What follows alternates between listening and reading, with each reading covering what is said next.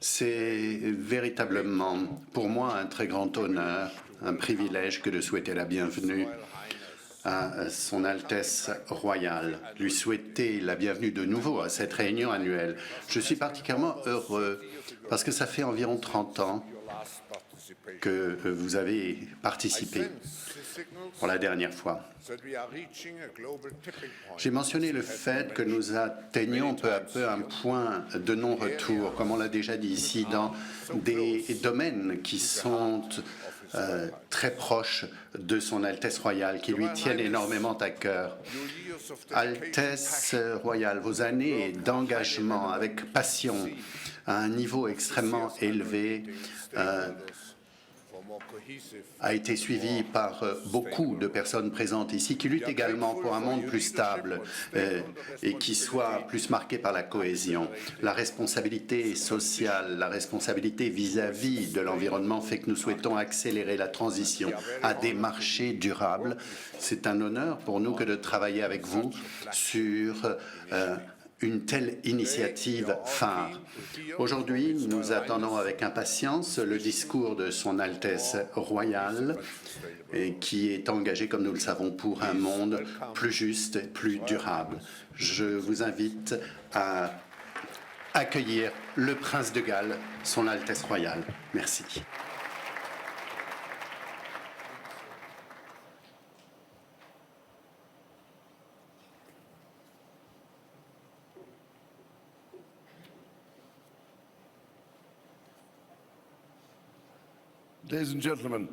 Mesdames et messieurs, je suis particulièrement sensible à l'invitation du professeur Klaus Schwab à être ici à l'occasion du 50e anniversaire du Forum économique mondial, dont la mission est d'améliorer le sort du monde.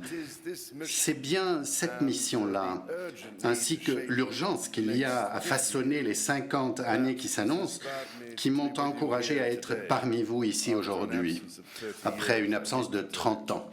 Malheureusement, je dois vous le dire. Mesdames et messieurs, nous sommes en pleine crise. Et j'ose espérer que cela est bien compris maintenant, aujourd'hui.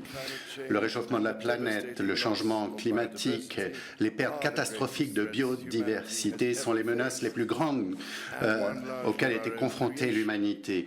Et nous en sommes largement responsables. J'ai consacré une grande partie de ma vie à la restauration de l'harmonie entre l'humanité, la nature et l'environnement, et à l'encouragement du développement de la responsabilité des entreprises sociales et vis-à-vis de l'environnement. Très franchement, ça a été un parcours très rude. Mais aujourd'hui, il est grand temps de passer à l'action.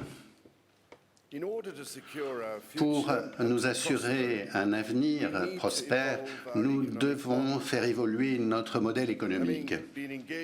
Ayant été engagé sur ces problèmes depuis 1968, lorsque j'ai prononcé mon premier discours sur l'environnement, et après avoir discuté avec d'innombrables experts dans le monde pendant des décennies, j'ai fini par comprendre que ce n'est pas un manque de capital qui nous retient, qui nous empêche d'avancer, mais plutôt la façon dont nous l'utilisons. Donc pour avancer, nous avons besoin d'un changement de paradigme, rien de moins. Un changement qui inspire l'action à un niveau et à un rythme révolutionnaire. C'est avec cela à l'esprit que je suis très heureux de lancer une initiative des marchés durables avec le soutien généreux du Forum économique mondial. Pour moi, les marchés durables nous offrent un cadre au niveau des systèmes entièrement nouveau qui inscrit les marchés dans une mission plus élevée, c'est-à-dire que l'humanité, la planète se retrouvent au cœur de la création de la valeur dans ce monde. Les marchés durables génèrent une valeur à long terme par le biais de l'équilibre entre le capital naturel, social, humain et financier. Le changement au niveau des systèmes au sein de marchés durable est conduit par la demande des consommateurs et des investisseurs, par l'accès à des alternatives durables et un partenariat renforcé entre le public, le secteur privé et le secteur philanthropique. Les marchés durables peuvent également être l'inspiration de nouvelles technologies, de l'innovation et de l'échelle dont nous avons si besoin aujourd'hui. La décennie qui s'achève nous a montré que les choses sont possibles très rapidement. La transformation dans nos industries s'est faite à une vitesse grand V. Et ça, c'est possible lorsqu'on réimagine, repense notre modèle des affaires. Nous avons besoin simplement de porter notre regard sur la technologie automobile, les véhicules électriques, l'industrie spatiale, le e-commerce, pour être inspirés. Si l'on recherche de nouvelles possibilités d'emploi, des secteurs entiers, des marchés inscrits dans la durabilité, eh bien, ils sont à notre portée, avec tout le potentiel de croissance économique qu'ils comportent. Le changement de notre trajectoire actuelle demandera une action courageuse, avec beaucoup d'imagination et résolution, avec des leaders qui savent prendre des décisions. Nous connaissons tous le problème et nous devons nous mettre d'accord sur l'orientation. 2020, c'est l'année des solutions et de l'action pratique. Avec nos objectifs de développement durable et les engagements de Paris à l'esprit, la bonne nouvelle, c'est que ils sont à notre portée. Si, mesdames et messieurs, nous nous unissons de façon coordonnée dans une initiative mondiale pour faire face à cette menace mondiale sans précédent, je voudrais souligner pour cela 10 actions pratiques qui seraient moteurs de cette démarche pour des marchés durables. Numéro 1, changer notre réglage par défaut à un réglage sur durable. Pour les marchés durables, ça veut dire quoi? Ça veut dire que tout le monde, dans un rôle de leader, devra véritablement penser à une durabilité authentique, placée au centre de modèles commerciaux, au centre de nos analyses, décisions et actions. En d'autres termes, plus simplement, nous devons placer la nature et la protection du capital naturel dont nous avons un grand rendement au cœur de la façon dont nous fonctionnons.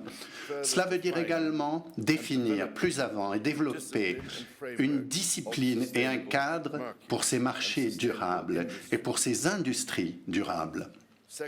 Numéro 2.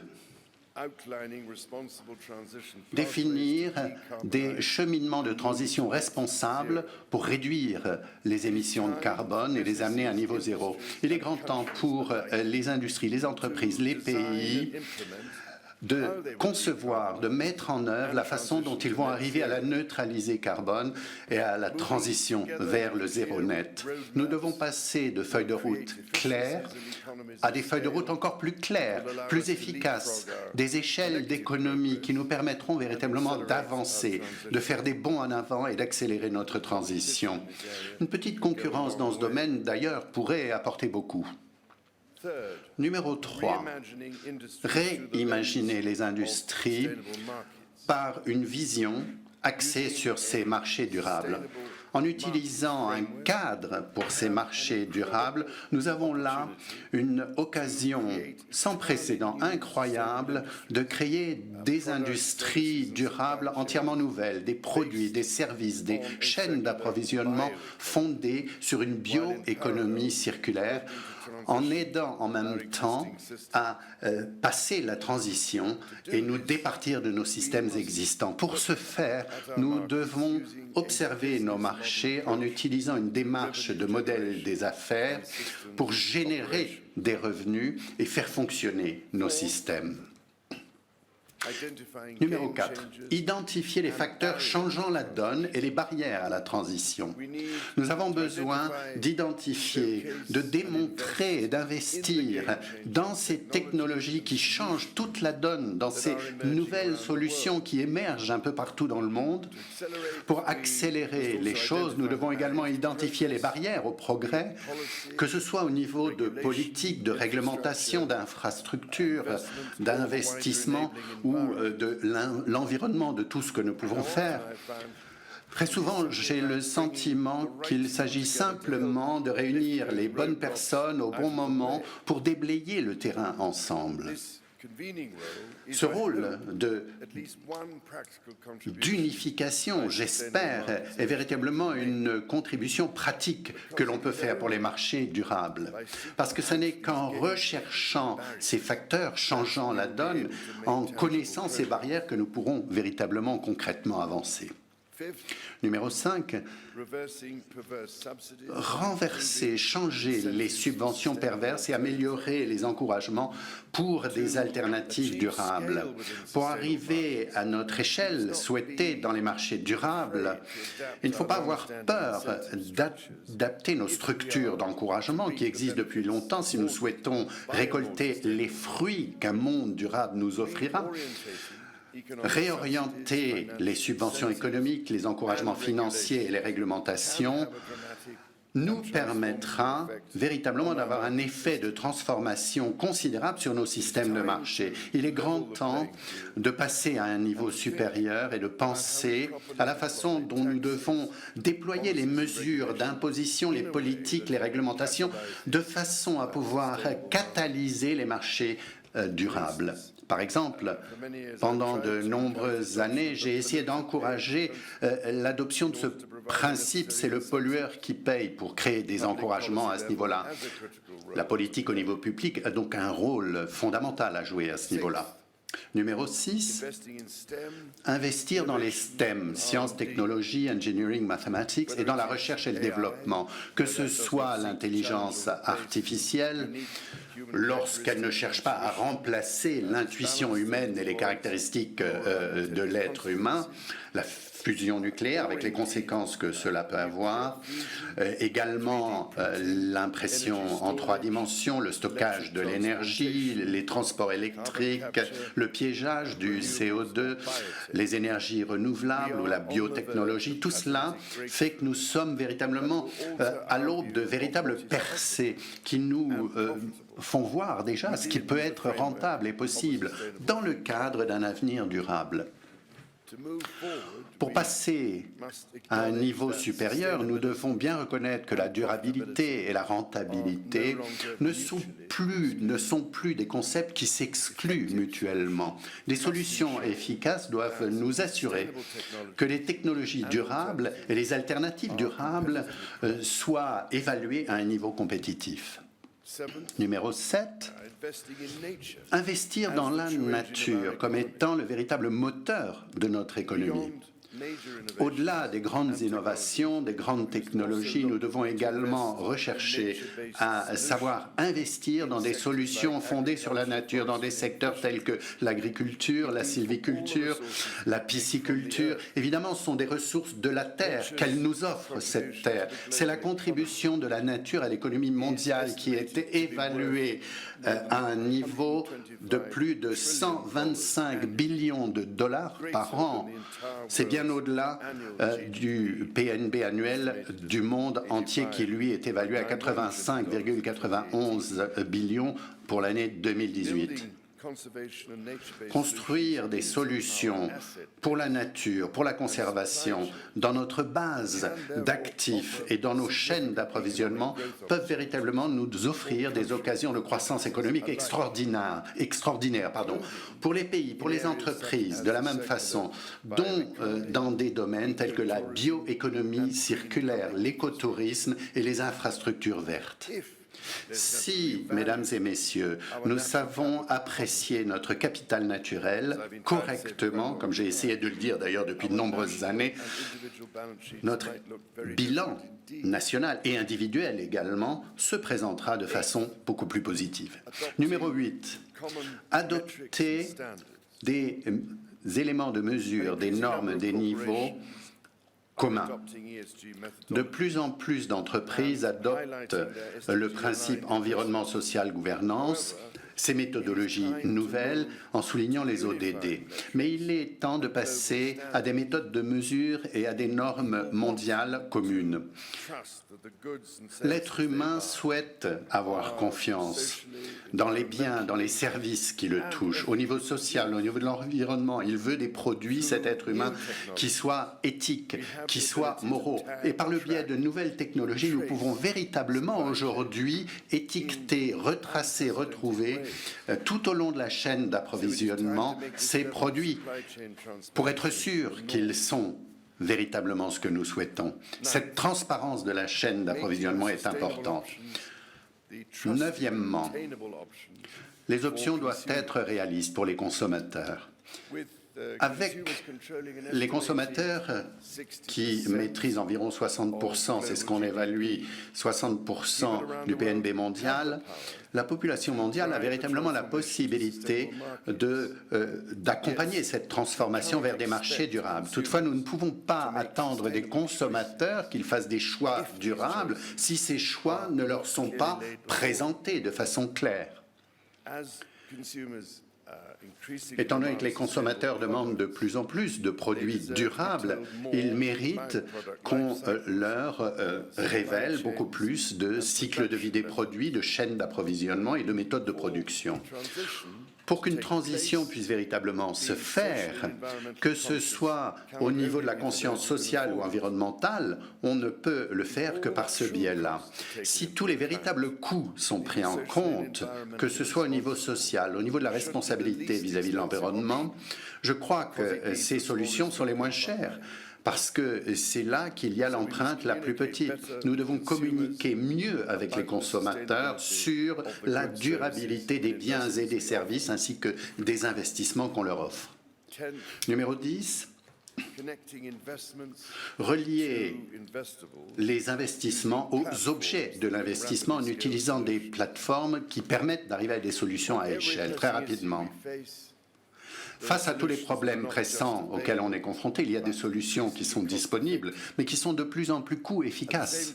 En même temps, il y a des billions de dollars et de FIS, de fonds d'investissement souverains, de fonds de pension et de portefeuilles d'actifs qui recherchent des objets pour des investissements durables, avec une valeur sur le long terme et des taux de rendement appréciables. Il est temps d'aligner ces solutions durables qui existent avec un financement qui nous permettra de transformer le marché. Ceci requiert à ce que l'on présente de façon claire les investissements et les potentiels d'investissement que l'on a, mais ceci requiert un refaçonnement total de l'analyse financière des structures et des modèles de rendement que nous avons.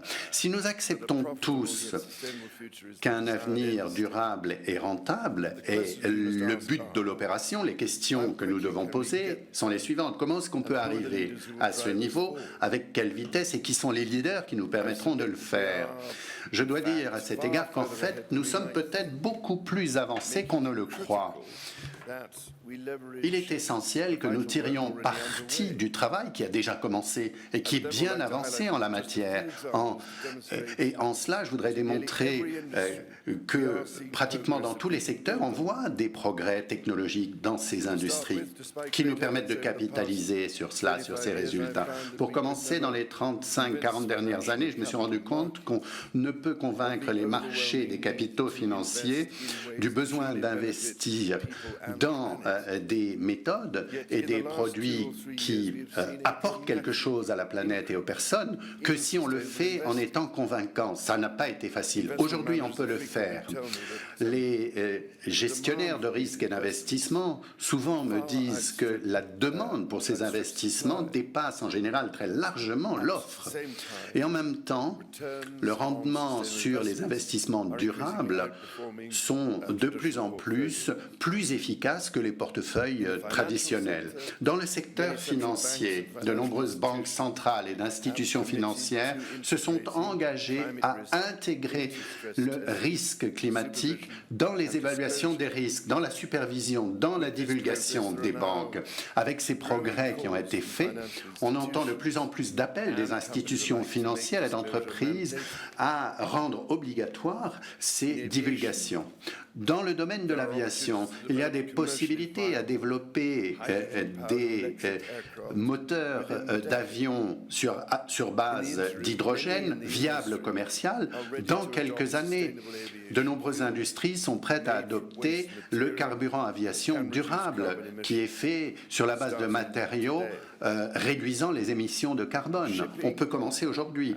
Dans la navigation, les fabricants des moteurs de bateaux proposent que ça prendra 2 à 3 ans peut-être, si on le veut, pour construire des moteurs qui fonctionnent sur la base d'ammoniac vert et de méthanol. Les opérations pourraient commencer au milieu de la décennie et devenir la norme dans les années 2030. N'oublions pas le solaire et l'éolien. Ça n'a pas encore été certifié, mais si l'industrie et les régulateurs le veulent véritablement, ça peut fonctionner. On peut véritablement à un point d'inflexion positif.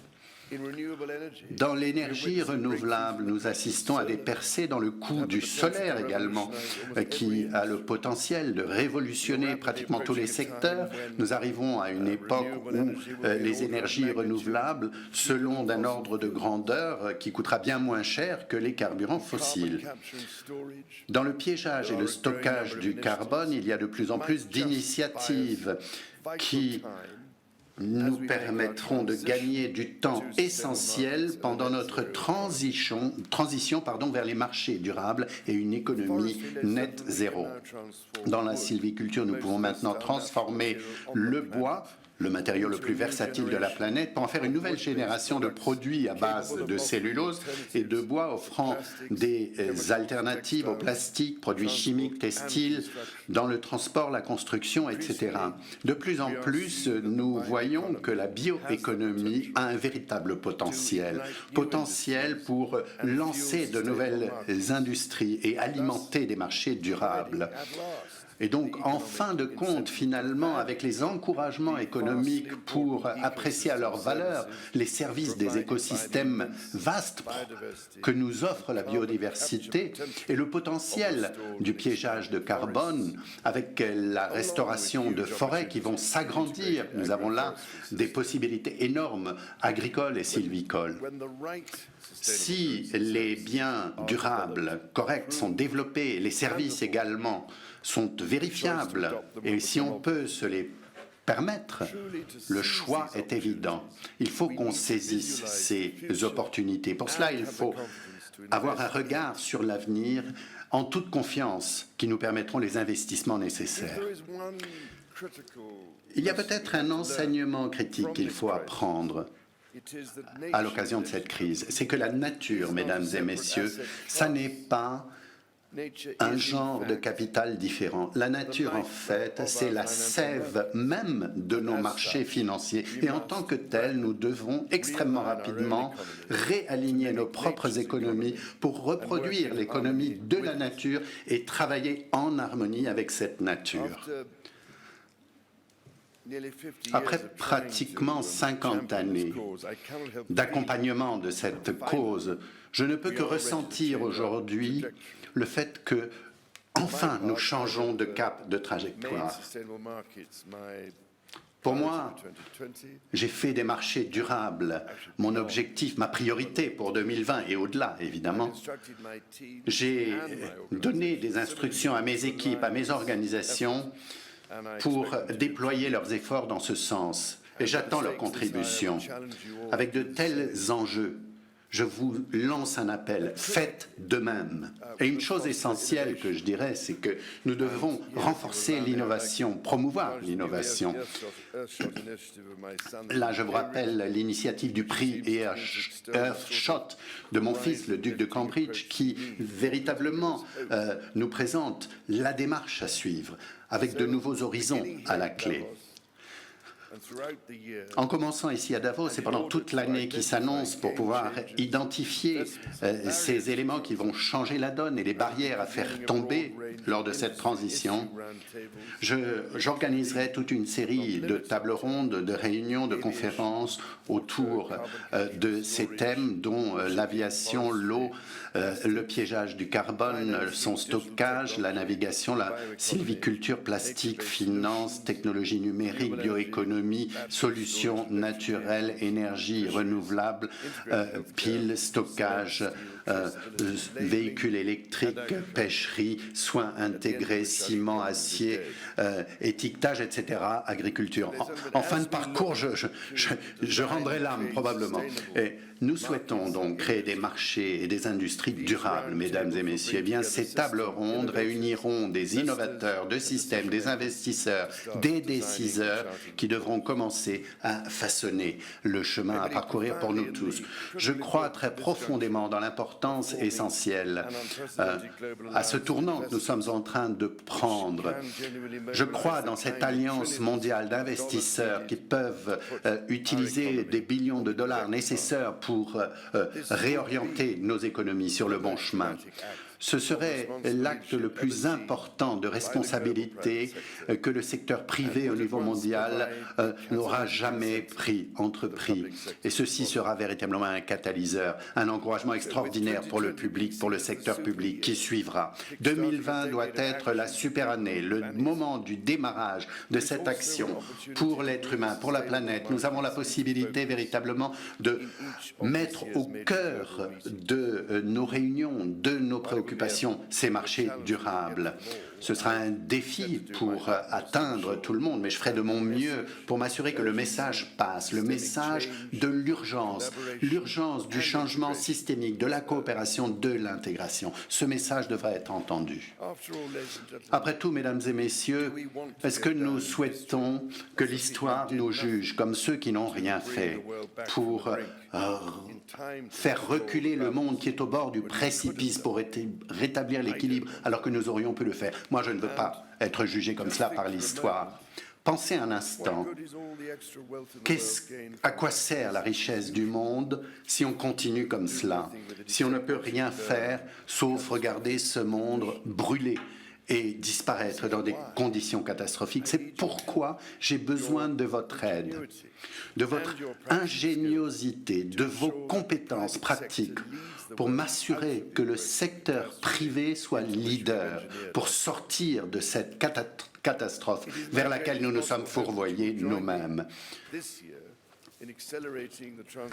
J'espère que cette année, vous m'accompagnerez pour accélérer cette transition vers la neutralité carbone. Mesdames et messieurs, vous avez tous un siège à cette table. Ça doit être l'année qui nous permettra de retrouver le bon chemin pour le monde. Tout ce que j'ai essayé de faire, tout ce que j'ai dit au cours des 50 dernières années, je l'ai fait avec mes enfants, mes petits-enfants à l'esprit, parce que je ne voulais pas être accusé par eux de ne rien faire, sauf d'attendre et d'être dans le déni. Maintenant, bien entendu, c'est ce qu'ils font, les jeunes. Ils nous accusent justement de cela aujourd'hui. Donc, mettez-vous dans leurs souliers, dans leur position, mesdames et messieurs. On ne peut plus perdre de temps. La seule limite que nous avons, c'est notre volonté d'agir. Il est temps d'agir. C'est aujourd'hui. Merci.